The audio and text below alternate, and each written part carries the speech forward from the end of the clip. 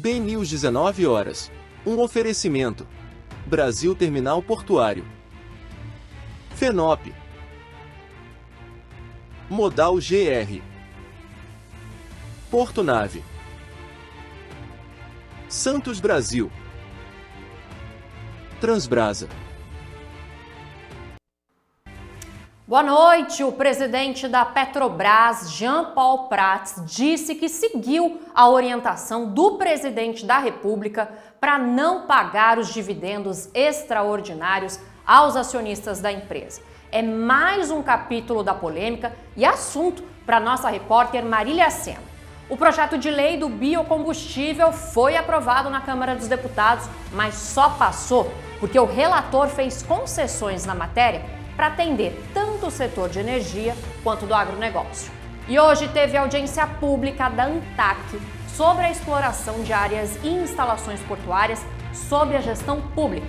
Vem com a gente, o BNews 19 horas começa em 30 segundos. Com sede em Brasília e sindicatos empresariais nos portos, a FENOP se mantém em permanente atividade em seus comitês técnicos e suas programações anuais. Sua principal missão é representar o setor empresarial portuário como entidade sindical com competência nacional, sempre em busca de melhorias nas operações portuárias e na qualidade da mão de obra envolvida. A FENOP continua a serviço da permanente modernização portuária brasileira.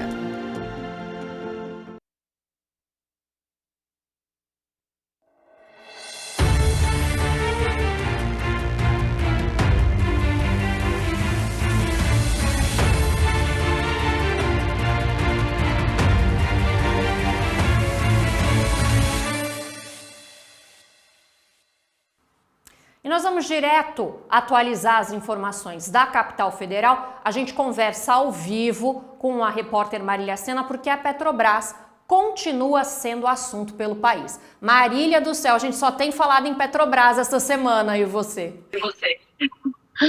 Oi, Núria. Boa noite para você e para todos que nos acompanham. Pois é, a Petrobras está irredutível, viu, com essa decisão de não pagar dividendos extraordinários para os acionistas. E hoje foi a vez do presidente da estatal, Jean Paul Prats, se pronunciar. Ele deu as declarações dele em uma rede social e a gente preparou uma reportagem para acompanhar. Vamos assistir. Em publicação na rede social X, o presidente da Petrobras, Jean Paul Prats, afirmou que o mercado ficou nervoso esperando dividendos, mas que a decisão foi apenas de adiamento e reserva. Disse também que a Petrobras é uma empresa de capital misto, controlada pelo Estado brasileiro, que tem a maioria do Conselho de Administração, e que a posição do Conselho foi orientada pelo presidente da República e os ministros, e que foi isso que aconteceu em relação ao pagamento dos dividendos extraordinários.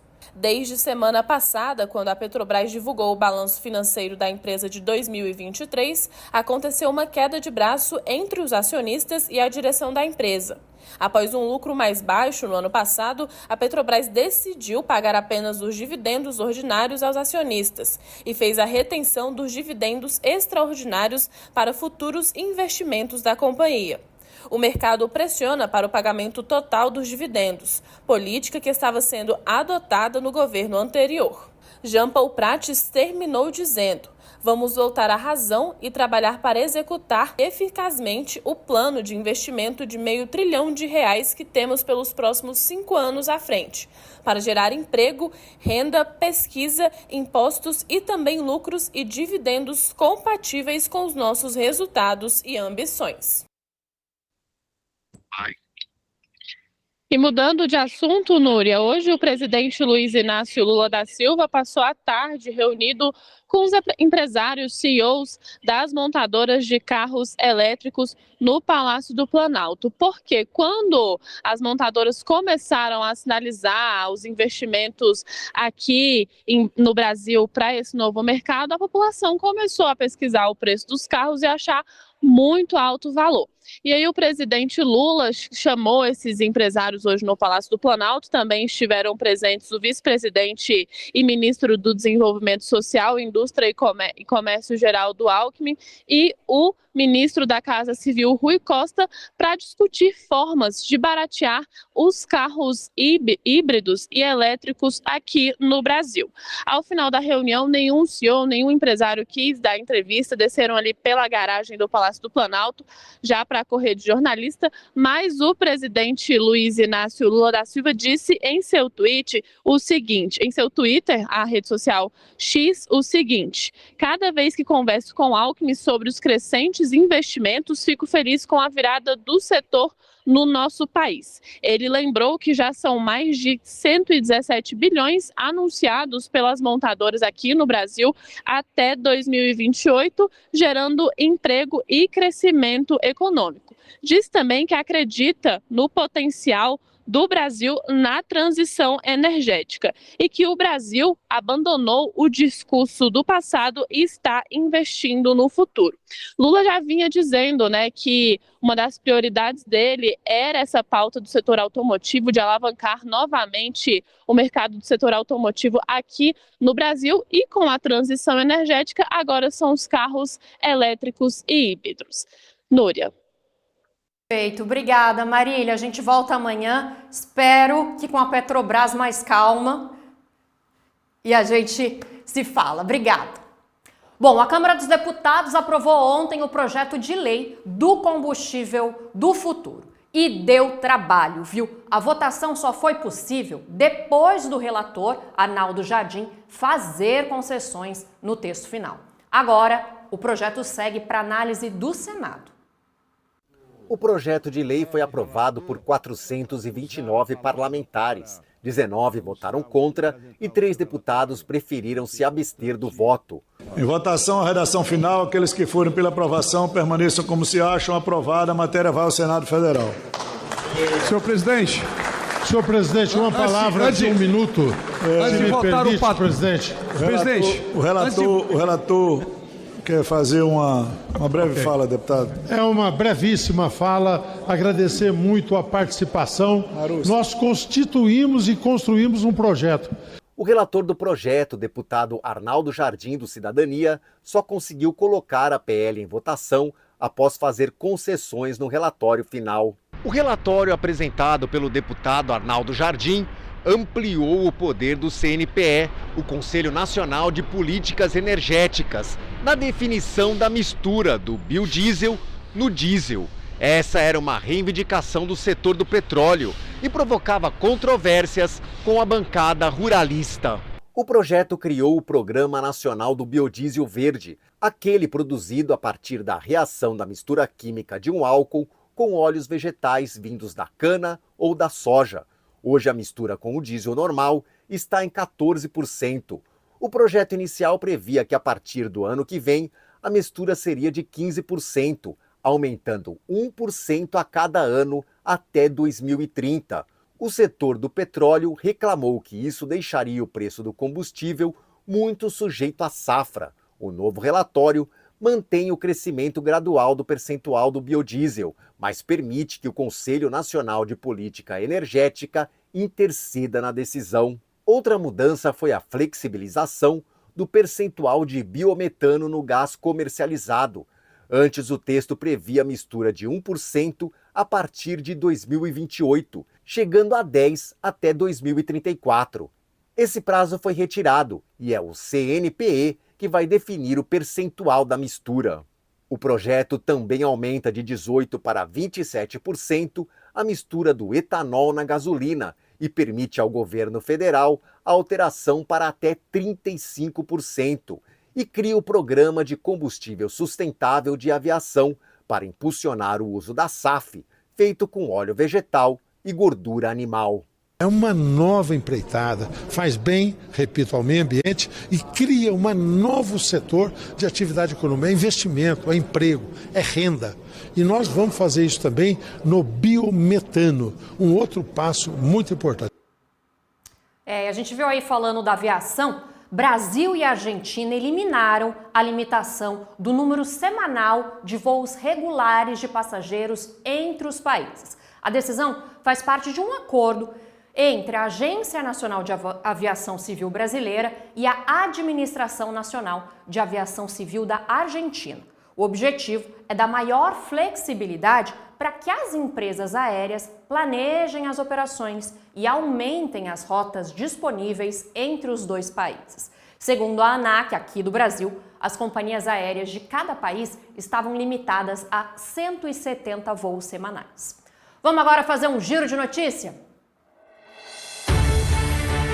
A Conab, Companhia Nacional de Abastecimento, fez uma nova revisão para a safra de grãos. A previsão agora é de 295,6 milhões de toneladas, uma queda de 7% em relação à safra do ano passado. Os novos números levam em consideração a previsão de seca no Mato Grosso, estado que é o principal produtor de soja e milho do país. A produção desse ano por lá deve ficar em torno de 85 milhões de toneladas, bem abaixo do recorde de 101 milhões de toneladas alcançado no ano passado pelo estado. Representantes da Hyundai Motors Group e da Hyundai Motors do Brasil se reuniram com diretores do Porto de Itajaí, em Santa Catarina.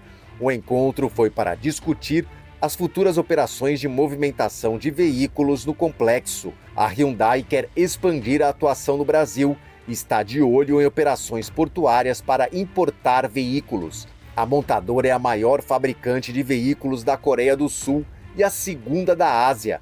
A empresa também busca condições fiscais para evoluir com a parceria. O presidente da Fundación Valencia Port do Porto de Valência, na Espanha, visitou o Porto de Paranaguá, no Paraná. Foi a primeira vez que Francisco Sánchez foi ao complexo portuário, que é um dos mais importantes do país. A Fundación é um centro espanhol de pesquisa, inovação e formação do setor logístico e desde 2020 tem um termo de cooperação com a Portos do Paraná para a implantação de novos sistemas de gerenciamento de operações portuárias e integração de toda a cadeia logística nos portos do estado. O governo de São Paulo abriu a consulta pública para receber sugestões sobre o projeto de concessão para ampliação, operação e manutenção de 7 trechos rodoviários na região de Sorocaba, no interior do estado. A consulta é feita por meio da Artesp, a Agência de Transportes do Estado de São Paulo. O projeto abrange 442 quilômetros de rodovias. A previsão é lançar o edital ainda nesse semestre. Começaram as obras de expansão do Porto do Açu, no Rio de Janeiro. A ideia é aumentar o cais e a dragagem para a implantação de um segundo berço de atracação para o Temult, o terminal multicargas. A conclusão está prevista para o próximo semestre. A obra vai permitir a operação de 2 navios de grande porte de forma simultânea. O cais vai passar de 340 para 500 metros.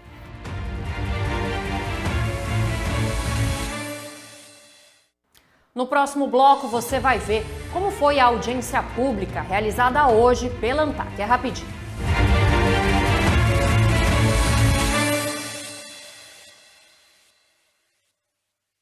Orgulho que bate no peito, orgulho de ser BTP. 10 anos no Porto de Santos, 10 anos de história por você. Ligando as rotas do mundo, fazendo o nosso país crescer. Levando e trazendo tudo, o que é importante pra você. Orgulho que bate no peito, orgulho de ser BTP. 10 anos no Porto de Santos, 10 anos de história por você. Com sede em Brasília e sindicatos empresariais nos portos, a FENOP se mantém em permanente atividade em seus comitês técnicos e suas programações anuais. Sua principal missão é representar o setor empresarial portuário como entidade sindical com competência nacional, sempre em busca de melhorias nas operações portuárias e na qualidade da mão de obra envolvida. A FENOP continua a serviço da permanente modernização portuária brasileira. O que move o seu mundo? O nosso é movido pelo que carregamos. Movimentamos a eficiência e impulsionamos os negócios. Movimentamos o desenvolvimento e fortalecemos a região. Movimentamos as oportunidades e nos conectamos com as pessoas. É assim que a sustentabilidade, o crescimento e o futuro viram presente em cada movimento. Portonave, movimentamos mais do que contêineres.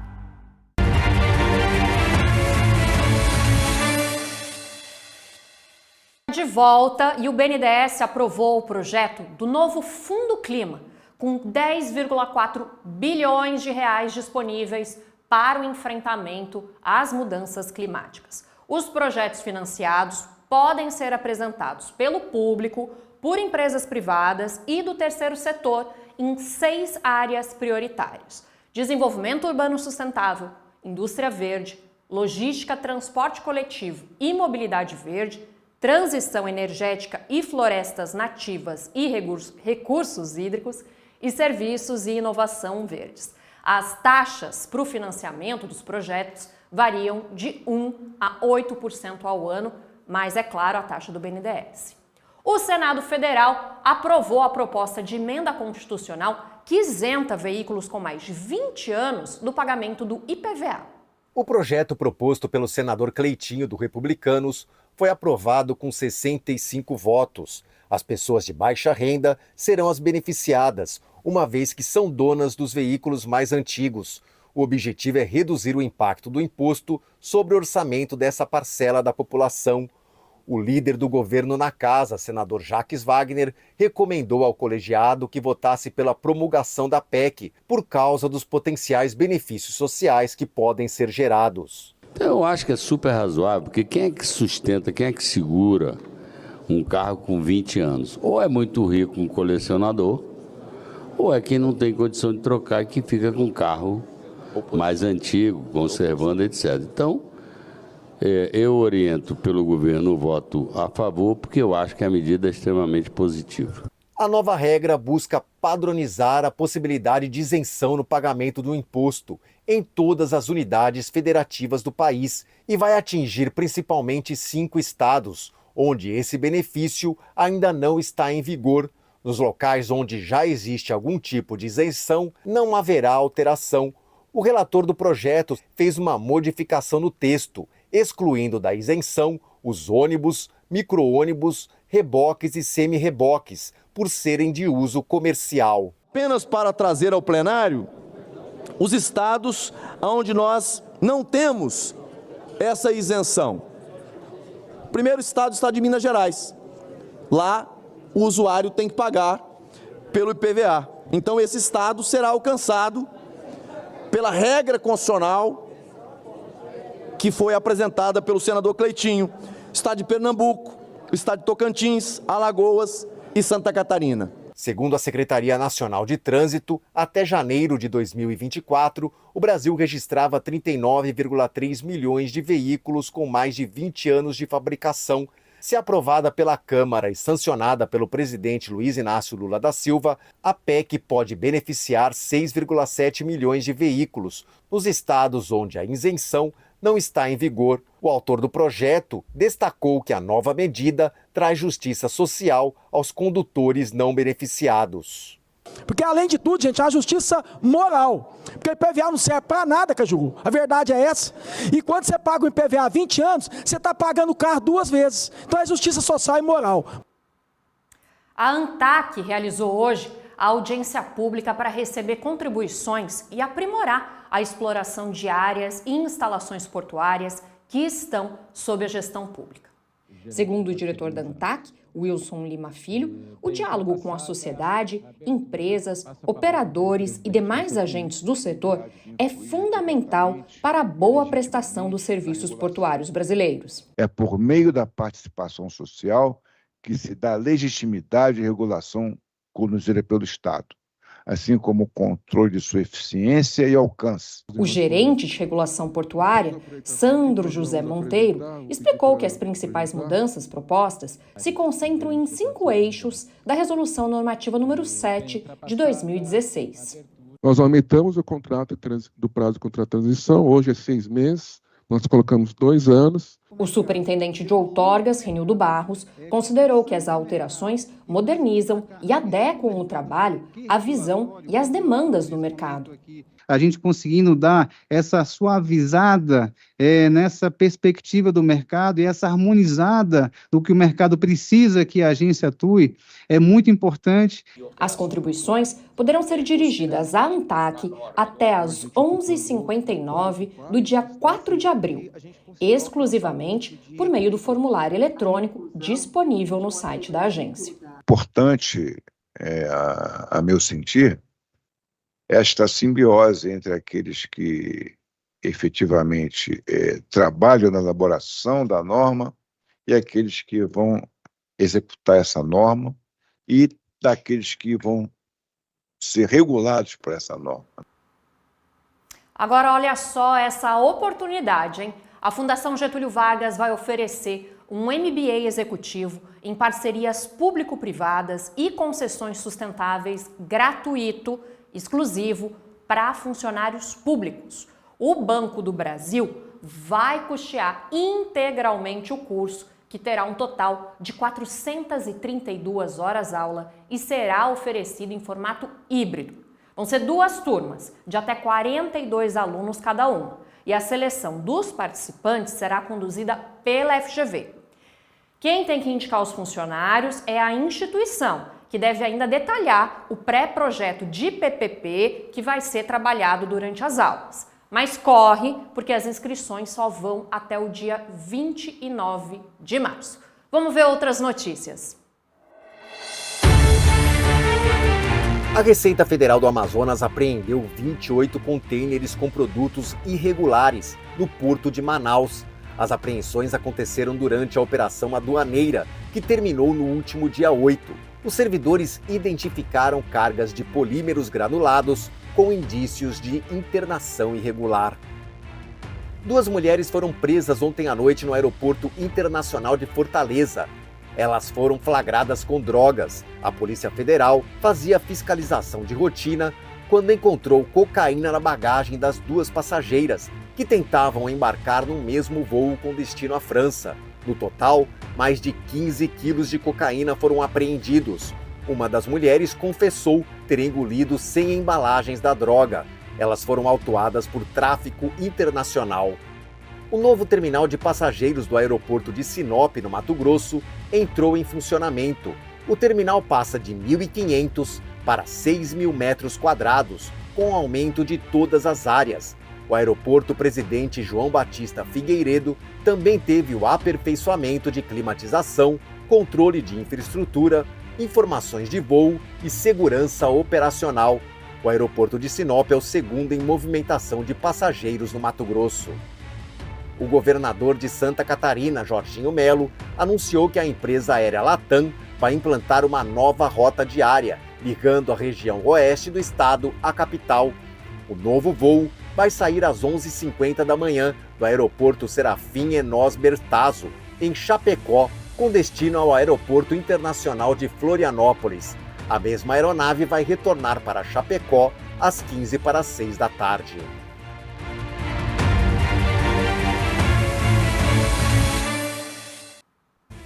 E atenção, mulherada, amanhã é o 3º dia do evento Navegando com Elas, realizado pelo Instituto Samarco e com transmissão aqui da TVB News. Quem participa da conversa é a Cátia Oliveira, gerente do escritório do Rio de Janeiro do Clube de PI Steamship Mutual. O encontro vai ser amanhã, às 10 da manhã, no Praia Mar, aqui em Santos, e a gente vai transmitir ao vivo pela TVB News para todo o Brasil. O BNews 19 horas volta daqui a pouquinho.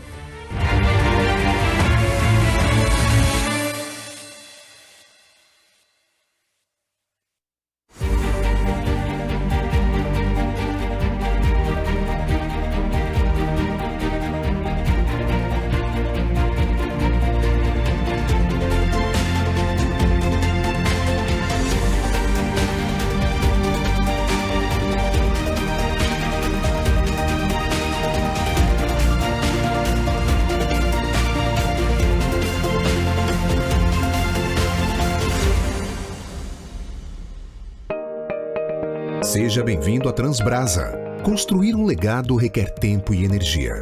A Transbrasa chega aos seus 50 anos renovada. Ao longo do trajeto, construímos sólidas relações que transformaram a empresa no que é hoje.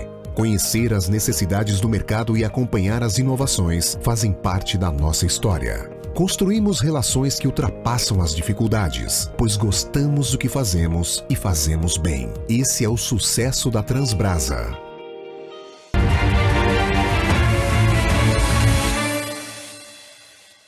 A quinta turma do Tribunal Superior do Trabalho negou o pedido de pagamento do adicional de risco a trabalhadores portuários avulsos. A decisão do colegiado, sob a relatoria do ministro Douglas Alencar, fundamentou a negativa do Supremo Tribunal Federal sobre o tema.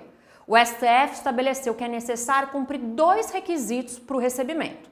Primeiro, existir um outro trabalhador que tenha vínculo permanente recebendo o adicional, e que esses trabalhadores, tanto o vinculado quanto o avulso, trabalhem nas mesmas funções e nas mesmas condições. Você já sabe, tem sempre informação fresquinha no portal bnews.com.br, vamos para lá?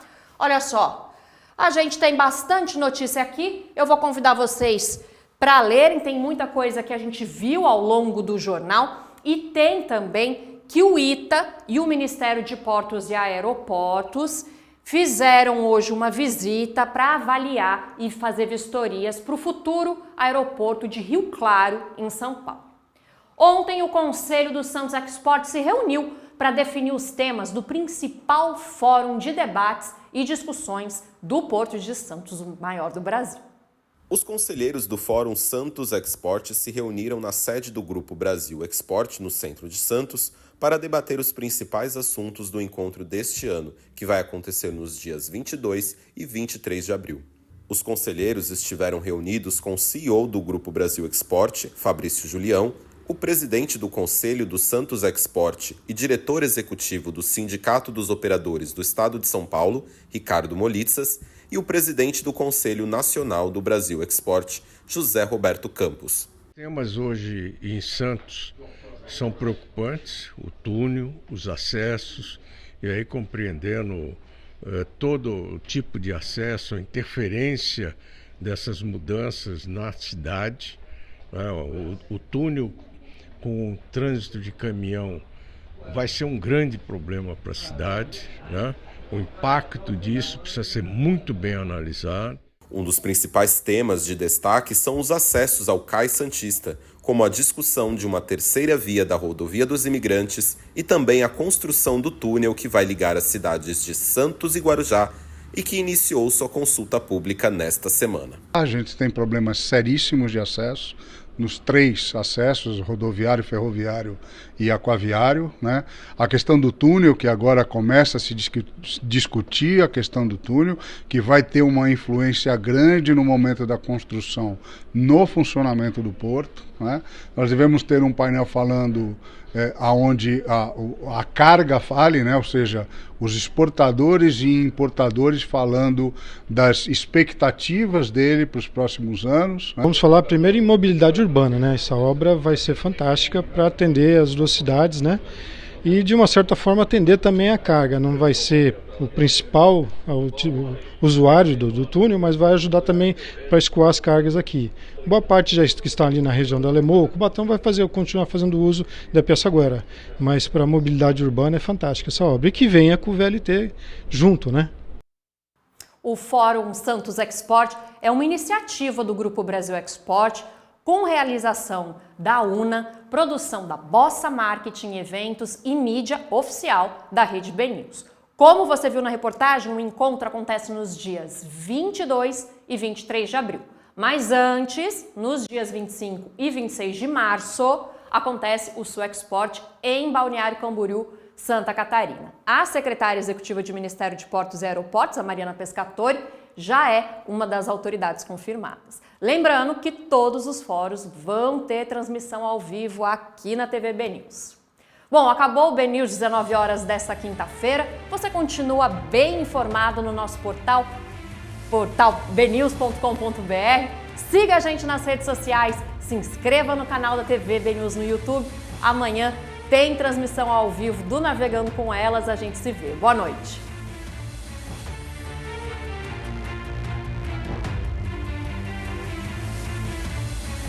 BNews 19 horas. Um oferecimento. Brasil Terminal Portuário. FENOP. Modal GR. Porto Nave. Santos Brasil. Transbrasa.